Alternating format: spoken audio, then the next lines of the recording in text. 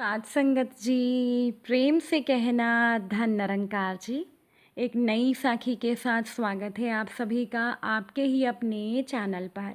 आज की साखी का विषय है कि भगवान कभी भी अपने भक्तों के साथ कुछ गलत नहीं होने देते। हर समय वो अपने भक्तों की रक्षा करते हैं। चलिए सुनते हैं आज की ये साखी। साथ संगत जी, पुरानी बात है। सुंदर नगर के राजा और रानी, जो कि किशोरी जी और ठाकुर जी के भगत होते हैं, उनके घर पर एक बहुत ही सुंदर गोर वर्ण वाली बेटी का जन्म होता है। राजा और रानी बेटी को किशोरी जी का प्रसाद मानकर बड़े लाड़ प्यार से उसे बड़ा करते हैं। जब वो बच्ची 2 साल की हो जाती है तो राजा अपने महल के पास बने हुए बड़े से मंदिर में एक भव्य आयोजन करते हैं। दूर दूर से बहुत से साधु महात्मा लोगों को वो अपनी बेटी को आशीर्वाद देने के लिए बुलाते हैं। बड़ी धूमधाम से आयोजन संपन्न होता है और सभी को बड़ी श्रद्धा से ठाकुर जी का प्रसाद खिलाया जाता है। राजा रानी जब सब महात्मा लोगों का आशीर्वाद ले रहे होते हैं, तभी उनकी बेटी, जो कि 2 साल की थी, एक महात्मा जी के पीछे पीछे चल पड़ती है। महात्मा जी को पता नहीं होता कि वो बच्ची उनके पीछे पीछे आ रही है। जब वो महात्मा जी जंगल के पास पहुंचते हैं तो उनका ध्यान पीछे पड़ता है और पीछे उस छोटी सी बच्ची को देखकर वो महात्मा जी हैरान हो जाते हैं। वो उसको पूछते हैं कि तुम कौन हो। अब वो छोटी सी 2 साल की बच्ची क्या बोले। और वो महात्मा जी भी राजकुमारी को नहीं जानते थे, क्योंकि मंदिर में बहुत ज़्यादा भीड़ होने की वजह से हर एक को राजकुमारी के दर्शन नहीं हुए थे।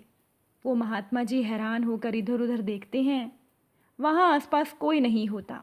वो थोड़ी आगे जाकर कुछ लोगों से पूछते भी हैं, लेकिन कोई भी उस बच्ची के बारे में नहीं जानता था। और महात्मा जी ने अकेले जंगल में उस बच्ची को छोड़ना भी उचित नहीं समझा। वो बच्ची एकदम से महात्मा जी की उंगली पकड़ लेती है। वो महात्मा जी उस बच्ची को लेकर पांडु नगर जाते हैं, जहाँ से वो आए होते हैं। और वहाँ पांडु नगर में विट्ठल भगवान जी के मंदिर के पास में वो एक कुटिया बनाकर रहते थे।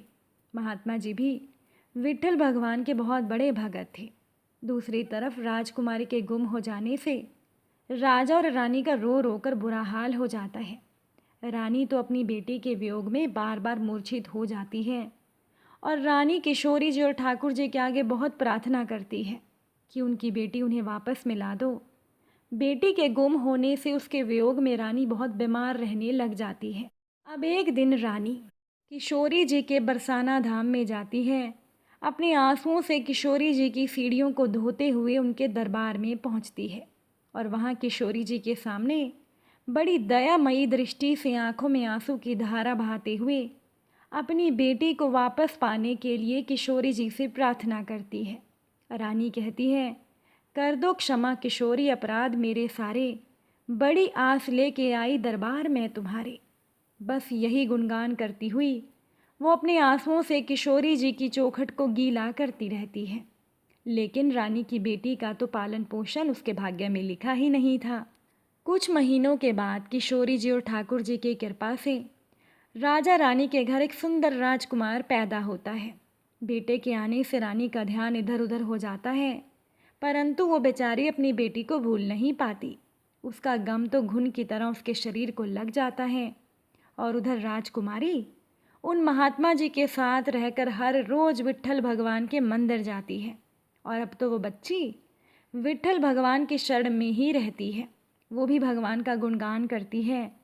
उस बच्चे के भजन और गुणगान को सुनने के लिए दूर दूर से लोग आते हैं। अब राजकुमार, जो कि काफ़ी बड़ा हो जाता है, अपनी बीमार माँ को और राजकुमारी का वियोग देखकर वो बहुत दुखी रहता है। वो राजकुमार भी हर रोज़ ठाकुर जी और किशोरी जी के आगे अपनी माँ को ठीक करने के लिए प्रार्थना करता है। एक दिन वह राजकुमार सुंदर नगर से पांडु नगर किसी काम से जाता है। वहाँ पर शाम को वो अपने रथ पर सवार होकर मंदिर के आगे से गुजरता है और वहाँ पर उस राजकुमार को बहुत ही सुरीली आवाज़ में कोई गुणगान करता हुआ सुनाई देता है। विट्ठल विट्ठल विट्ठला, माझा विट्ठल विट्ठला। राजकुमार इतना आकर्षित होता है, वो सोचता है कि इतना सुंदर गायन कौन कर रहा है और ये किस देवता का भजन है। यही सोचते सोचते वो राजकुमार रथ से उतरकर विट्ठल भगवान के मंदिर की तरफ जाता है, परंतु तब तक गायन समाप्त हो जाता है और जो गायन करने वाली राजकुमारी थी वो भी चली जाती है। राजकुमार वहाँ मौजूद लोगों से पूछता है कि ये भजन कौन गा रहा था। लोग कहते हैं कि भगवान की एक दासी है जो हर रोज़ भगवान का बड़ी श्रद्धा से गुणगान करती है। अब राजकुमार वो गायन सुनने के लिए इतना बेचैन हो जाता है कि वो पांडु नगर में ही रुक जाता है। सुबह जब वो फिर उस मंदिर में जाता है तो फिर से उसे वही मधुर भजन सुनाई देता है। राजकुमार वहाँ जाकर उस लड़की के चरणों में गिर पड़ता है और कहता है, देवी तुम किसका गायन कर रही हो? वो लड़की देखती है कि उसके पैरों में कोई राजकुमार सा बांका नौजवान पड़ा हुआ है। वो उसको कहती है कि उठो, ये विट्ठल भगवान है। यहाँ जो एक बार आता है तो भगवान उसको खाली हाथ नहीं भेजते, भगवान सबकी झोलियाँ भरते हैं।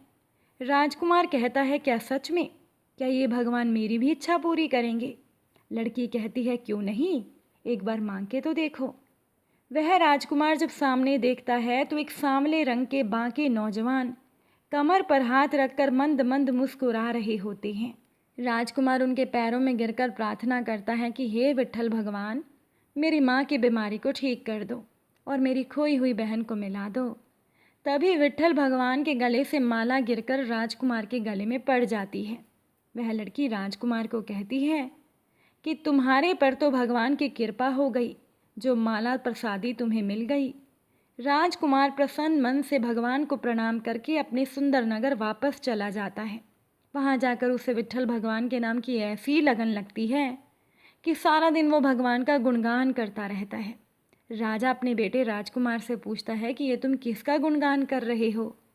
तो राजकुमार पिता को सारी बात बताता है।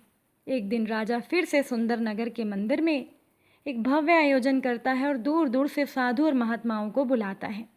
राजकुमार राजा से कहता है कि क्या मैं पांडु नगर में रहने वाली उस लड़की को भी बुला लूं? राजा कहता है, क्यों नहीं। राजकुमार मंत्री के हाथों लड़की को आने का न्योता देते हैं। वह लड़की आने के लिए मान जाती है।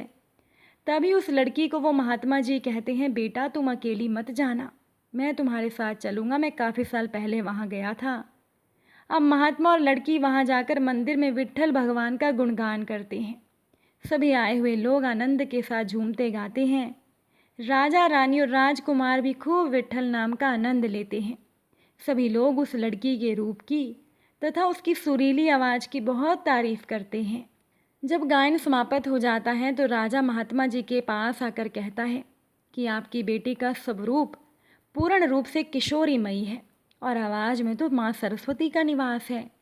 वो महात्मा जी हाथ जोड़कर बड़ी विनम्रता से कहते हैं, हे राजन, ये मेरी बेटी नहीं है। काफ़ी साल पहले जब एक बार इसी मंदिर में एक आयोजन था तब मैं पांडु नगर से यहाँ आया था। तभी करीब 2 साल की एक बच्ची मेरे पीछे पीछे आ गई। मैंने इसके बारे में पता किया, उसके माता पिता का पता नहीं चला। विट्ठल भगवान की यही इच्छा थी और तब से ये बच्ची भगवान की शरण में है। ये बातें सुनकर राजा और राजकुमार एकदम से हैरान हो जाते हैं और राजा कहता है कि ये तो हमारी खोई हुई बेटी है।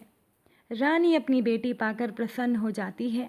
विट्ठल भगवान की कृपा से, जो कि ठाकुर जी का ही दूसरा रूप है, सब परिवार के लोग मिल जाते हैं और सभी मिलकर विट्ठल भगवान की जय जयकार करते हैं।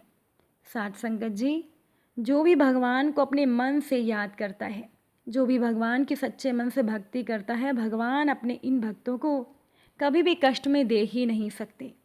अगर आज की ये साखी आपको अच्छी लगी हो, वीडियो को लाइक शेयर ज़रूर कीजिएगा। आप सभी से फिर मुलाकात होगी नई साखी और नए विचारों के साथ। साथ संगत जी, प्यार से कहना, धन निरंकार जी।